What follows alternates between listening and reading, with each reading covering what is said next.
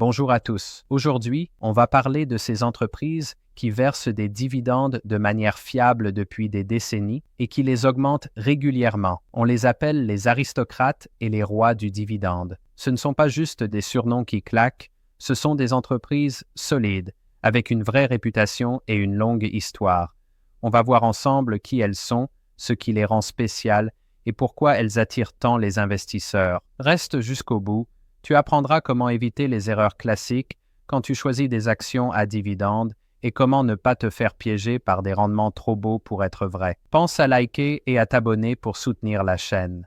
Imagine une action qui ne te rapporte pas seulement de l'argent, mais qui le fait régulièrement, année après année, même en temps de crise ou de récession. C'est ça, la magie des dividendes.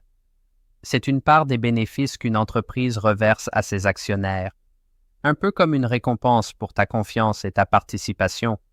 Mais ce n'est pas juste un bonus sympa, c'est aussi un indicateur de maturité, de stabilité et de respect envers les investisseurs. Quand une entreprise verse des dividendes de manière régulière, ça montre qu'elle gagne bien sa vie et qu'elle n'a pas besoin de tout réinvestir pour croître.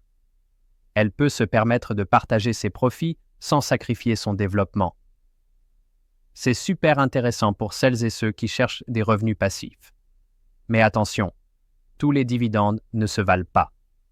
Certaines entreprises versent des dividendes même en perte, juste pour maintenir leur cours en bourse. D'autres versent régulièrement, mais ne progressent pas. Il faut donc savoir quelles entreprises méritent ton attention. Les aristocrates du dividende sont des entreprises qui augmentent leurs dividendes chaque année depuis au moins 25 ans. Ce n'est pas juste de la stabilité, c'est une croissance continue, sans interruption, sans baisse. Et ce, quelles que soient les crises, les pandémies ou les chocs économiques. Rejoins-nous sur notre chaîne Telegram. On y publie des annonces pour les nouvelles vidéos et articles. Le lien est dans la description ou en commentaire épinglé. Il y a des critères très précis. Pour être considéré comme un aristocrate du dividende, une entreprise doit faire partie d'un grand indice boursier, avoir une capitalisation d'au moins 3 milliards de dollars et être très liquide. En moyenne, seules 60 à 70 entreprises dans l'indice remplissent ces critères stricts. Parmi elles, des poids lourds comme Procter & Gamble, Johnson & Johnson, Coca-Cola ou PepsiCo. Ces entreprises ont traversé la crise de 2008, la pandémie de 2020, l'explosion de la bulle Internet et bien d'autres tempêtes. Ce qui fait la force des aristocrates, leur stabilité. Leurs actions sont généralement moins volatiles et en période de chute des marchés, elles résistent mieux que la moyenne. C'est un vrai atout en période d'incertitude. Mais attention, un dividende régulier ne veut pas forcément dire rendement élevé. Beaucoup d'aristocrates versent des dividendes modérés, mais avec une constance et une régularité irréprochables. Et si les aristocrates sont fiables, les rois du dividende sont carrément légendaires. Ce sont des entreprises qui augmentent leurs dividendes depuis 50 ans d'affilée. Un demi-siècle. Cela veut dire qu'elles ont commencé dans les années 70, à une époque sans Internet, sans smartphone, sans mondialisation telle qu'on la connaît. Un exemple, 3M, qui augmente son dividende depuis 66 ans. Coca-Cola, 59 ans. Johnson & Johnson, pareil. Des boîtes testées et approuvées par le temps. Prenons l'exemple d'American States Water. C'est une entreprise américaine de services publics, eau et électricité. Elle augmente son dividende depuis 66 ans. Sa capitalisation est un peu au-dessus de 3 milliards de dollars avec un rendement d'environ 1,6%. Ce n'est pas énorme, tu me diras. Et pourtant, en 10 ans, son action a pris plus de 500%. Alors oui, son ratio cours-bénéfice est élevé, autour de 35. Mais la fiabilité et la prévisibilité, ça a un prix, et les investisseurs sont prêts à le payer. Un autre exemple, Parker Hannifin, fabricant d'équipements hydrauliques. Dividende en hausse depuis 65 ans, et une croissance des bénéfices de plus de 17% par an. L'action a gagné près de 300% sur 10 ans. Son ratio cours-bénéfice est à 22, en dessous de la moyenne du secteur. Un cocktail rare, valorisation raisonnable, dividende stable et croissance solide. Les rois du dividende, ce ne sont pas juste des machines à cash. Ce sont des repères quand le marché devient chaotique. Mais même eux ont leurs failles. Un passé glorieux ne garantit pas l'avenir. L'exemple classique, AT&T. Pendant longtemps, c'était un actif à dividende très apprécié. Et puis en 2022, la société a divisé son dividende par 2 à cause d'une restructuration et d'une baisse de chiffre d'affaires. Et beaucoup d'investisseurs particuliers ne l'ont pas vu venir.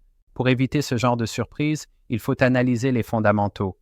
Flux de trésorerie disponible, niveau d'endettement, ratio de distribution des dividendes. Si une entreprise verse plus qu'elle ne gagne et continue à augmenter ses dividendes, c'est un signal d'alerte. Exemple, en 2019, ExxonMobil a versé 14 milliards 700 millions de dollars en dividendes, alors que son flux de trésorerie disponible n'était que de 5 milliards 400 millions. Elle a comblé la différence avec de la dette, qui a presque doublé en 2 ans. Ce n'est pas viable.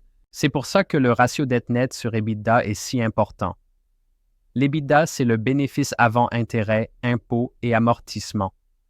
Ce ratio te dit combien d'années il faudrait à l'entreprise pour rembourser sa dette avec son bénéfice opérationnel. Plus c'est bas, mieux c'est. Au-dessus de 4 ou 5, méfiance. On a publié un nouvel article sur notre site. Tu y trouveras plein de contenu gratuit sur les actions, les obligations et les ETF, que tu sois débutant ou déjà avancé. Va jeter un œil et ajoute le site à tes favoris. Et si tu ne veux pas analyser les entreprises toi-même, il existe des fonds indiciels spécialisés dans les actions à dividendes. Ces fonds regroupent des dizaines de sociétés fiables avec une belle histoire de croissance des dividendes. C'est une bonne manière d'accéder au marché du dividende sans devoir choisir chaque action. L'avantage de ces fonds, une diversification simple et un vrai gain de temps. Plutôt que de lire les bilans financiers un par un, tu investis dans un portefeuille construit selon une stratégie définie. Mais n'oublie pas les frais de gestion. Certains fonds prennent environ 1% par an sur les actifs. Sur le long terme, ça peut rogner la performance. Une autre option, construire ton portefeuille à la main. Il faut du temps, des connaissances et savoir lire les bons indicateurs. Les analyses peuvent t'aider, surtout celles qui évaluent à la fois la stabilité des dividendes et le potentiel de croissance. On regarde souvent vers des secteurs avec des flux de trésorerie solides, santé, télécom, énergie, services publics et immobilier. Dans ce dernier, les sociétés foncières cotées, REIT, sont particulièrement intéressantes car elles doivent légalement verser jusqu'à 90% de leurs bénéfices en dividendes. Mais même avec les meilleures entreprises, la diversification reste la règle d'or. Ne mise pas tout sur les rois ou sur les aristocrates. Les marchés évoluent. Le portefeuille idéal, c'est un équilibre entre stabilité et croissance.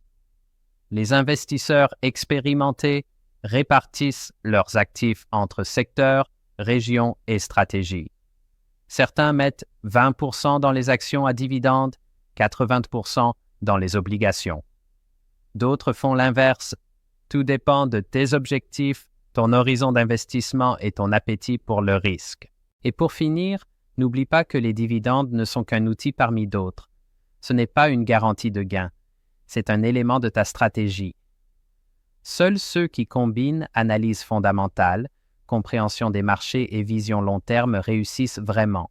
Like la vidéo, abonne-toi et soutiens la création de contenu via notre plateforme de membres, lien en description ou en commentaire épinglé.